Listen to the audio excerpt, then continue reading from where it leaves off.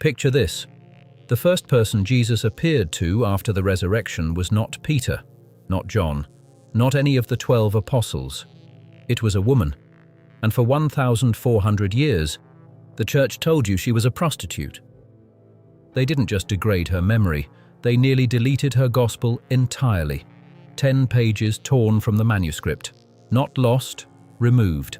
The pages that survived contain an escape map past the exact system the Apocryphon of John described, and someone decided you were never supposed to see it. This isn't speculation. In 591 AD, Pope Gregory I gave a single sermon that transformed the apostle to the apostles into a penitent sinner. The Vatican corrected the error in 1969. That correction took 1,378 years, and when her gospel was finally published in 1955, 60 years after it was discovered, it confirmed everything the Gnostic texts had been saying all along. And somehow, what survived suggests she knew something the others didn't. This is Weird World Files, where history meets the unexplained. Wherever in the world you're watching this, whatever time it is there right now, drop it in the comments. I read every single one, and it never stops striking me how far these files travel. If you're new here, subscribe now. This series goes places most channels won't follow, and you don't want to arrive late. And before we go any further, I want to know what you think. The first person Jesus appeared to after the resurrection was a woman. The church spent 1,400 years making sure you thought she was a prostitute. When you sit with that, what does it do to your understanding of what else we've been told is history? Drop it below. I'll be reading. In the last file, we opened the Apocryphon of John, and what we found there was a creation story that the institutional church spent centuries trying to bury. A counterfeit god, the demiurge, who built this world not as an act of love, but as a prison. Archons designed to keep humanity distracted, asleep, cycling through desire and forgetting. And trapped inside every human being, a fragment of genuine divine light that the demiurge didn't know was there and cannot destroy. That was the architecture. That was how the prison was built. But the Apocryphon of John never told us who tried to break people out, or what they found when they got to the other side. Now, let's begin.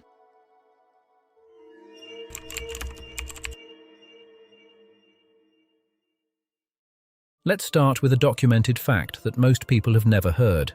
In 591 AD, Pope Gregory I stood before his congregation in Rome and delivered a homily, a standard sermon, the kind of thing that happened every week.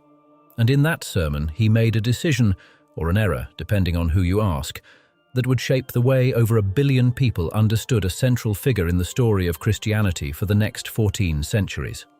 Gregory took 3 separate women from the New Testament and collapsed them into one: Mary of Magdalene, the woman from whom Jesus cast out 7 demons, who followed him from Galilee, who stood at the foot of the cross when the male disciples fled, who was the first witness to the resurrection.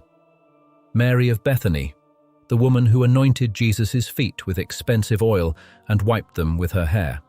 And a third figure, unnamed in the Gospel of Luke, described only as a sinful woman from the city, a sinner, possibly a prostitute. The text doesn't specify, but Gregory specified for it. 3 women, 1 sermon, and from that moment Mary Magdalene was no longer the apostle to the apostles. She was a fallen woman who had been saved, a sinner redeemed, a cautionary tale wrapped in devotion. Now, here's what I want you to sit with for a moment. Gregory was not an unintelligent man. He was one of the most powerful and intellectually sophisticated figures of the early medieval church. He knew the texts. He knew the women were distinct. The earlier church fathers, Origen, Tertullian, had never conflated them. The Eastern Orthodox Church never accepted the conflation and still doesn't. They celebrate Mary Magdalene as a separate saint, a holy figure of the highest order, the equal of the apostles. And this is where it becomes difficult to dismiss. Gregory knew the texts. So the question is not whether it was a mistake. The question is what it protected. And here is where I want you to pay very close attention, because this is the detail that stopped me cold when I first went back through the chronology. The Gospel of Mary Magdalene was written, according to scholars, somewhere between the late 1st and early 3rd century. It circulated in Gnostic communities. It was used, it was read, and then, as the institutional church consolidated power in the 3rd and 4th centuries, as it decided which texts were canonical and which were heretical, texts like Mary's began to disappear. The Nag Hammadi texts were buried in 367 AD. The same year, Bishop Athanasius of Alexandria sent his famous Easter letter listing the 27 books of what we now call the New Testament, and instructing that all other texts be destroyed. Gregory's sermon came 2 centuries later. By then, most of the Gnostic texts were gone. Mary's Gospel survived only in fragments, and her reputation had been quietly, surgically, permanently altered. By the time anyone went looking for the historical Mary of Magdala, by the time scholars started asking who she actually was, the image of the penitent prostitute was so deeply embedded in Christian iconography, in painting, in literature, in film, in stained glass, that the correction, when it finally came in 1969, barely registered. A Vatican footnote, barely a whisper. Gregory built a machine, and the machine ran for 1,378 years without anyone being able to turn it off. Now ask yourself this: if the historical Mary Magdalene was simply an interesting follower of Jesus, a devoted but unremarkable figure, why would it matter what people thought of her? Why build the machine at all? You only suppress something that has power. You only run a 1,400-year reputational operation against someone whose actual record poses a threat. So why, after 14 centuries, did they finally admit they were wrong? And what exactly were they protecting in the years before they did? To answer that, you have to go back to 1896, to a Cairo antiquities market, and to a manuscript that sat in a Berlin archive for 60 years before anyone was allowed to read it.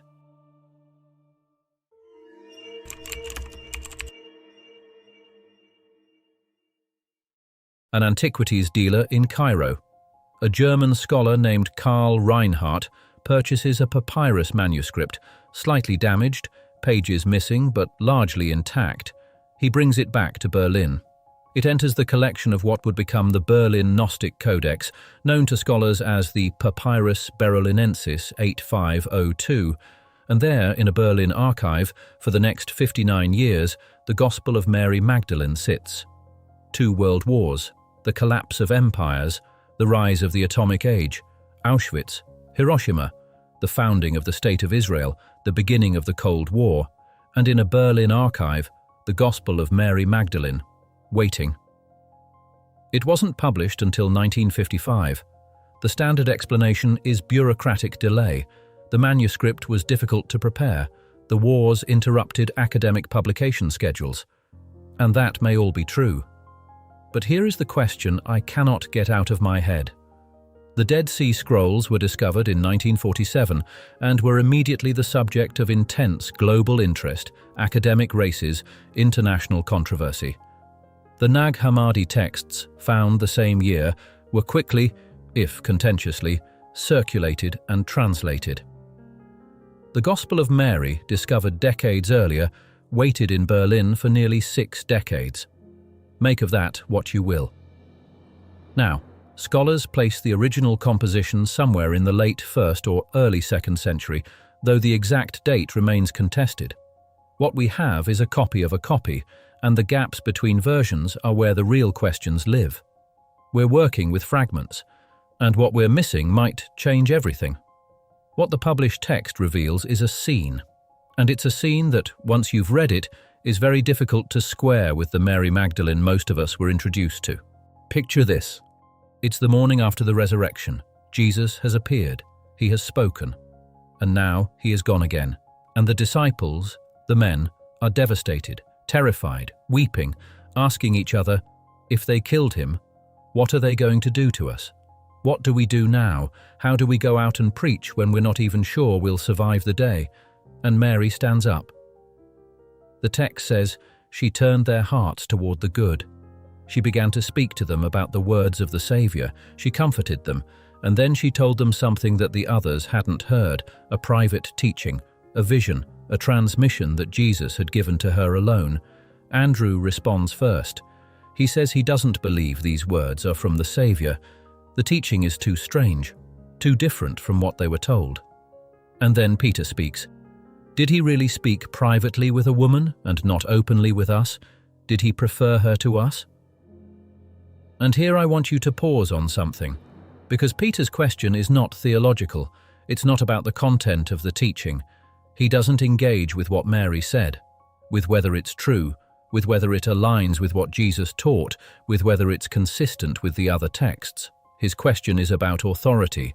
Who gets access? Who is the legitimate recipient of divine transmission? Who stands between the believer and the divine? And who gets to decide? Levi answers him, and Levi's answer is extraordinary. If the Saviour made her worthy, who are you to reject her? Certainly the Saviour knows her very well. That is why he loved her more than us.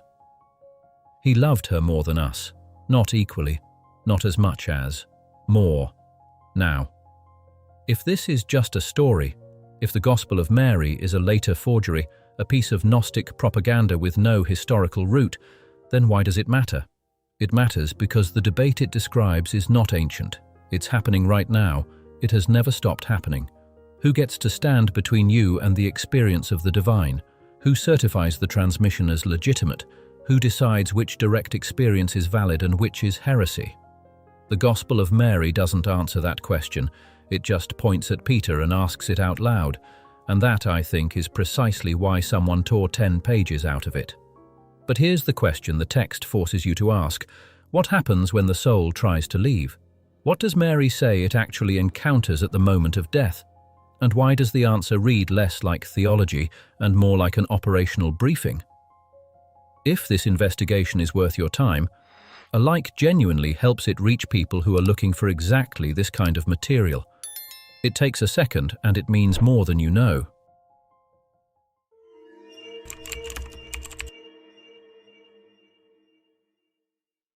Here is what we know about the missing pages. The surviving manuscript has 17 pages, but the text itself tells us, through gaps in the narrative, through sentences that begin in the middle of a thought, through the sudden appearance of new characters without introduction, that the original was longer. Pages 1 through 6, gone. Pages 11 through 14, gone. 10 pages total, removed. Not decayed, not water damaged, not eaten by centuries of neglect. Removed. The cuts are deliberate, and I've gone back to that detail more times than I can count, because deliberate removal means someone made a choice about what you were allowed to read. What was on those pages? Scholars have made educated guesses.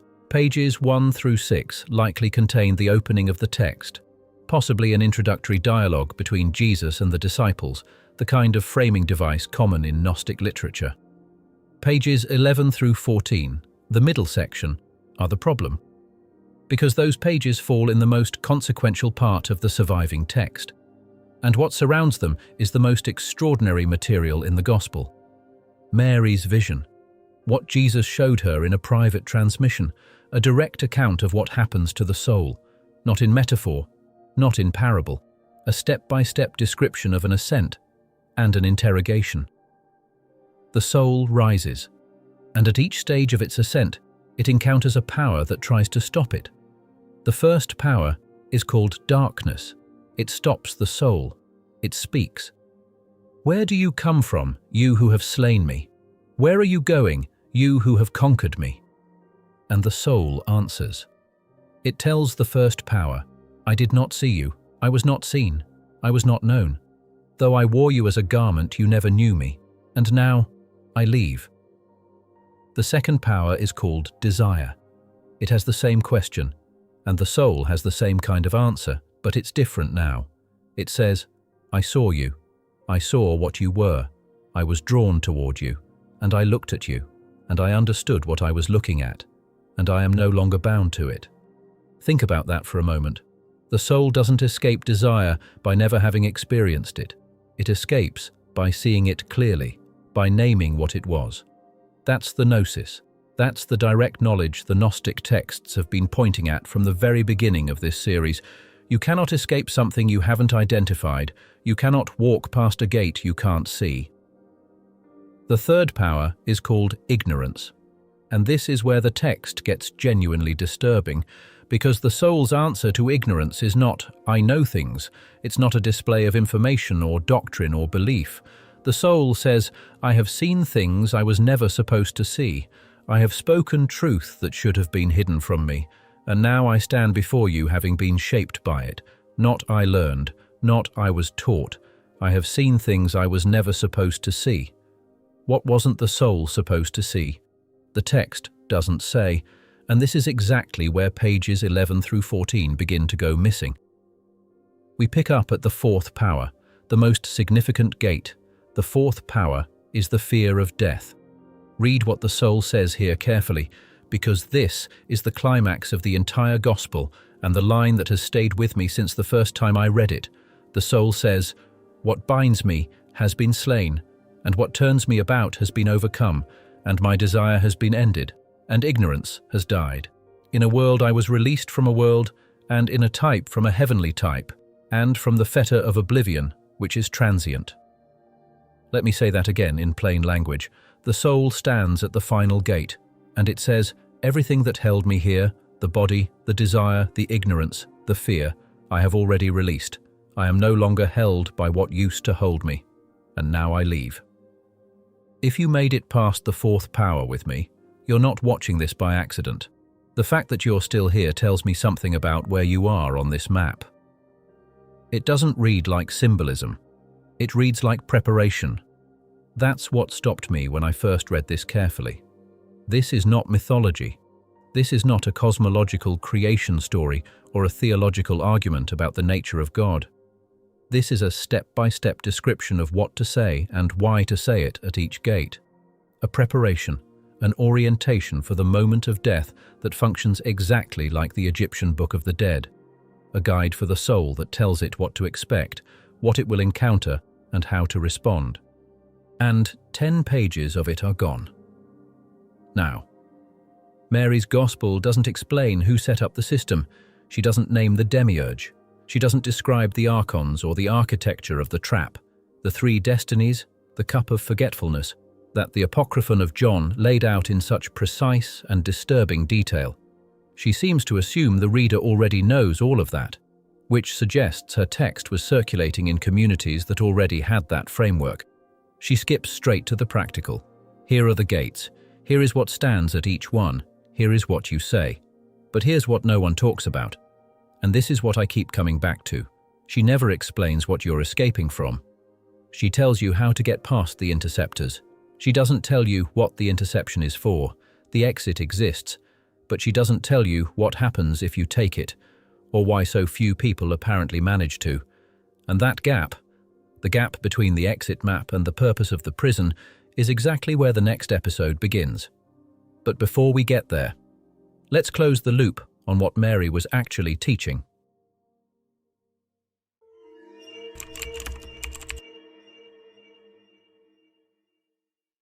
There's a line in the Gospel of Mary that didn't make it into any canon. It won't be in any Bible you've ever read, but when you encounter it, it's difficult to believe it was written 2,000 years ago. Where the mind is, there is the treasure. Not in heaven, not in the afterlife, not in the temple, not in the sacrament, not in the priest or the prophet or the institution. Where the mind is, there is the treasure. This is the central teaching of the Gospel of Mary Magdalene, and it is a direct, deliberate challenge to every structure of religious authority that would follow it. If the treasure is where the mind is, if the divine is not located in a building or a ritual or an intermediary, then you don't need a church. You don't need a priest to stand between you and the divine. You don't need a sacrament to access what you already carry. And if you don't need any of those things, the institution becomes optional, and optional institutions tend not to last. Now let me show you something in the Gospel of Philip, another Gnostic text found at Nag Hammadi, that changes how you read Mary's Gospel entirely. The Gospel of Philip says, "The companion of the Saviour is Mary Magdalene. He loved her more than all the disciples and used to kiss her often on the..." And the manuscript is damaged. The word is missing. This gap has generated centuries of speculation. Dan Brown built a best-selling novel around it, but I think the debate completely misses the point. Because in Gnostic tradition, in the very texts we've been examining throughout this series, the kiss is not romantic, it's initiatory. It is the transmission of gnosis, the passing of direct knowledge from one consciousness to another. He kissed her often. He transmitted to her what he transmitted to no one else. And what she received is what she stood up and tried to share in that room of terrified disciples. She is, in the Gnostic framework, the incarnation of the divine feminine, not symbolically, not metaphorically, but functionally. The Sophia who fell became the Sophia who returns. The feminine principle that descended into matter carries the wisdom of that descent. And Mary, as the first witness to the resurrection, as the one who saw what the male disciples couldn't see, who knew what they couldn't know, becomes the living proof that the gnosis is transmissible, that the spark is real, that the system has an exit. And this is where the loop closes on something this series has been building toward for a long time. The monad gave you the spark. Sophia fell to give you the map. Jesus came to wake you up. Mary wrote the instructions, and someone tore 10 pages out. Many of these texts didn't survive, and the ones that did were buried, hidden, or fragmented.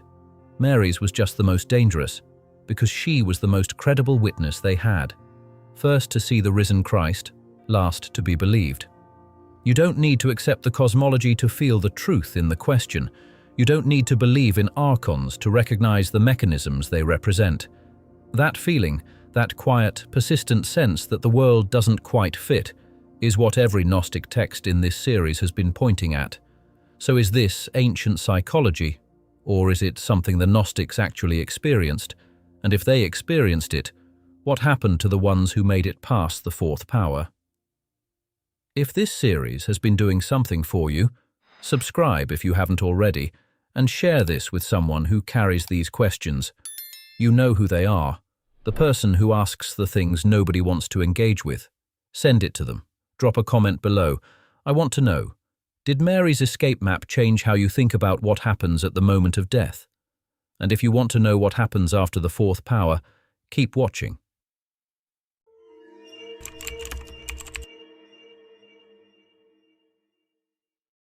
Before we go, Mary Magdalene described the powers that intercept the soul at the moment of death. She gave the password for each gate: darkness, desire, ignorance, fear of death. She told you what the soul says to walk out of the prison, but she never told you who built the prison.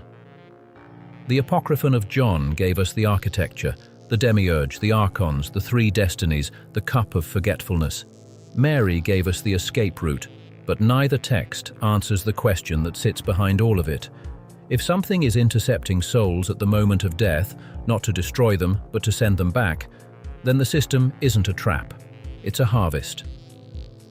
In the 1970s, a man named Robert Monroe spent decades mapping what he experienced during out-of-body states. He was not a mystic, he was not a religious seeker, he was a radio broadcasting executive in Virginia who began having spontaneous out-of-body experiences and spent the rest of his life trying to understand what he was encountering. He found something at the end of the tunnel of light that near-death experiencers describe. Not God, not angels, a collection station. He watched souls move toward the light and get recycled back into the system, and he gave the substance they were being harvested for a name: Louche. Next time, what the Gnostic texts described in myth, a modern explorer found in direct experience: the harvest, the recycling system, and the one thing the archons cannot harvest from you, which is the exact thing Mary Magdalene was trying to teach you all along. This is Weird World Files, where history meets the unexplained. I'll see you there. Thanks for watching.